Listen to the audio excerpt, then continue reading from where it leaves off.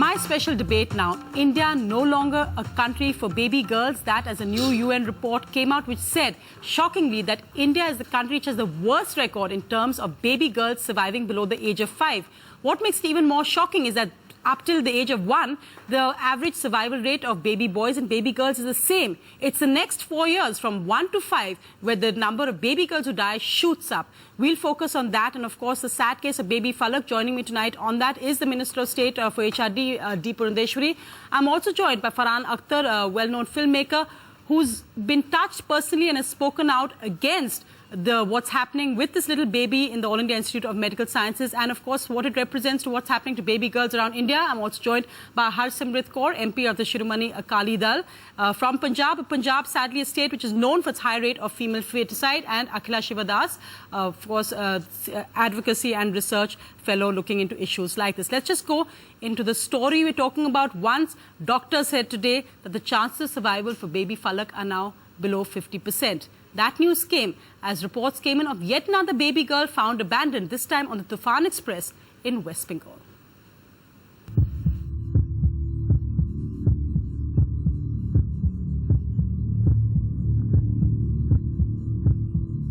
Does it break your heart as a doctor? I know you come across many cases like this, but this is an exceptional case, isn't it? Does it break your heart also? Definitely, I was very saddened to see this child under me in the ICU, and even I have a daughter, and I haven't even managed to slap her in that so many years, and to see a child being so abused, that really shook me up, and I think that's what led the media here into this.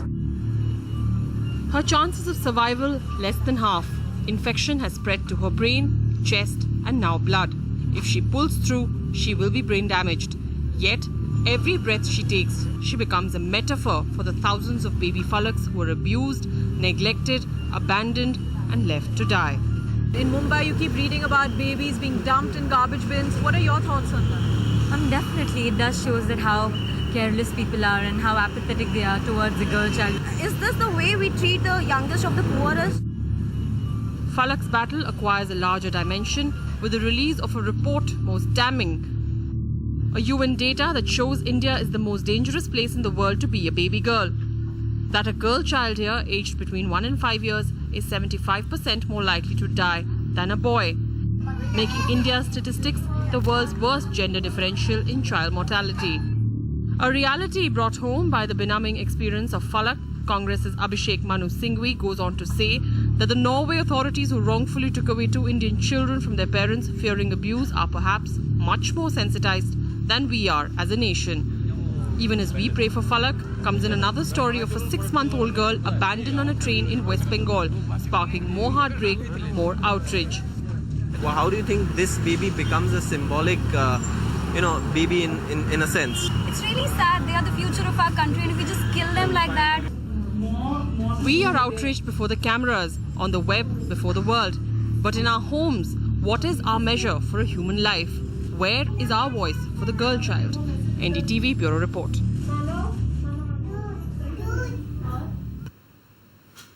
That, I think, is the key question. Let me go across first to Farhan Akhtar. In a sense, Farhan, away from the politics, away from people who work in the field of gender issues, the story of this 2-year-old baby has transcended the traditional people saying, oh, this is not something that concerns us. What's happening to baby girls is a larger problem. Why do you think the case of baby Falak has touched so many Indians across the spectrum?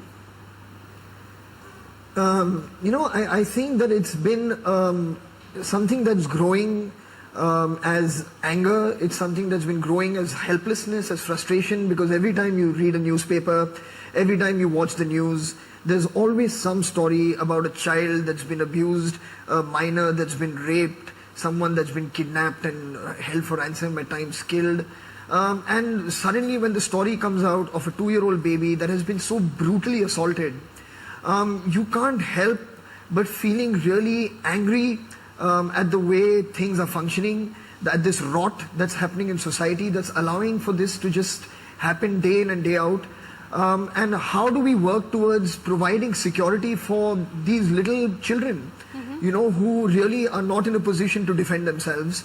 So it really brought out, I think not just in me, with every person that I know and have spoken to, everyone is completely outraged. and it really is. This is it's a symptom, you know, of some kind of sickness that's currently, like, I think, permeating society at large.